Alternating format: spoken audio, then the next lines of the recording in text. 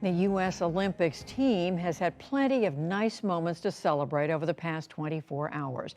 One of the brightest is Sunisa Lee's gold medal in gymnastics today. John Yang looks at her accomplishments and how it's resonating in Hmong American communities. Judy, some of today's most inspiring Olympic pictures come not only from the Tokyo Games, but also from the suburbs of St. Paul, Minnesota. A watch party that became a jubilant celebration when the Minnesota native clinched the gold in the individual all-around competition. Lee, who is 18 and still nursing a fractured ankle, went to Tokyo aiming for silver, assuming her idol and teammate Simone Biles would win gold. Today, she hit routine after routine, even nailing the floor exercise she and her coach had changed just this morning. Afterward, Lee reflected on her road to the Olympics. The past 2 years have been absolutely crazy with COVID and just my family and everything else. This medal definitely means a lot to me because there was a point in time where I wanted to quit and I just didn't think I would ever get here, including injuries and stuff. So there are definitely a lot of emotions, but I'm super proud of myself for sticking with it and believing in myself because this medal would not be possible without my coaches, the medical team, my parents, and it just is so surreal, and I haven't even let it sink in yet. Lee has said she trained every day for all first-generation Americans whose parents came to the United States with so little and wanted to win for all Hmong Americans who she feels are unseen. Among those at today's watch party turned celebration, Bo Tao Urabe, the founder and executive director of the Coalition of Asian American Leaders, and as we can see, the proud wearer of a Sunny Lee autographed T-shirt. Thanks so much for being with us. First of all, tell us what it was like this morning at that watch party. I understand that Sunny FaceTimed with her family before the medal ceremony.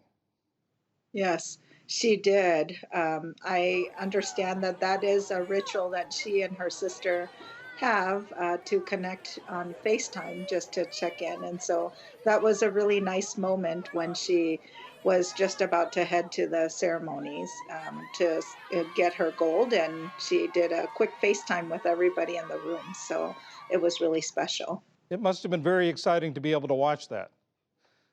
Yes, absolutely.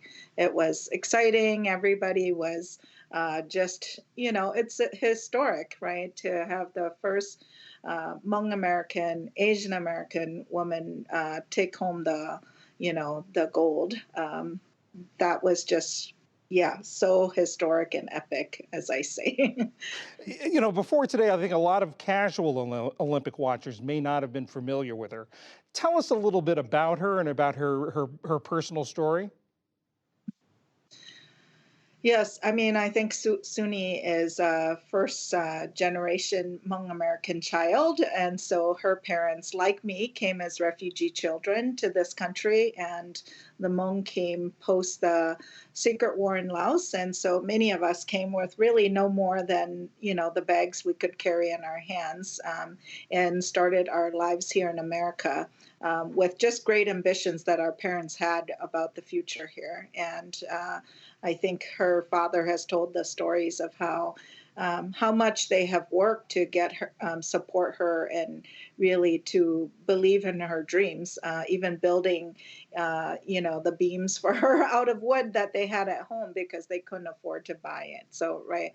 So it's really an American story, and we couldn't have really could not be prouder of Suni and her parents. And the Hmong, obviously an ethnic group without a homeland, suffered genocide, displacement in the closing days of the Vietnam War. Sunny talks about the Hmong community in America being unseen. What does this gold medal mean for the Hmong community in America? Mm-hmm. Well, I think, it's a community that is maybe not always thought about because it's both small, spread out, and also it's a community that doesn't have things written in history, right? Because it's an oral culture, and so stories that we know about our ancestors are passed down through generations by mouth, and that means that it's really up to all of us to carry that forward. And I am, so grateful for Suni for really embracing all of who she is, and to always say that she is Hmong, and that she carries that with her, and that is. I think so. That's what makes her so special, because sometimes our young people don't always understand and don't know that story. But I see her, and she is proud to say she is Hmong American, and she carries that story, the story of her parents and her ancestors, and that has given everybody so much just inspiration and support. So. Grateful for seeing her have this big win, and it's a big win for all of us, but for her to have this moment is so special. Yeah. And she did talk about wanting to win for the Hmong community in America. In this week where we talk about the personal pressures on the Olympic athletes, did she carry that like a burden, or did she carry it like was it a lighter burden for her to do this for her the Hmong community? Well, I don't think there's ever a lighter burden when you are the first to anything, and so it must have felt heavy. But I hear her talk about it, and it was a motivation more than a burden. And I hope that she felt that she could have gotten anything or not placed, and we would have been so proud of her for being the first, right, to get to the Olympics, and for really believing in her dreams, and for being so, having a passion and really going after it. That doesn't really matter who she is, but I think the fact that she always remembered who she is, and that she brought that with her made all of us feel like we were there, and that she did it for us too. And I imagine that her family and all of you in the Hmong community in the Twin Cities planning a big homecoming when she gets back. We're talking about some things. So we'll be waiting for her when she gets back. Great. Thank you very much. Bo Tauyurabe, thank you very much. Thanks for having me.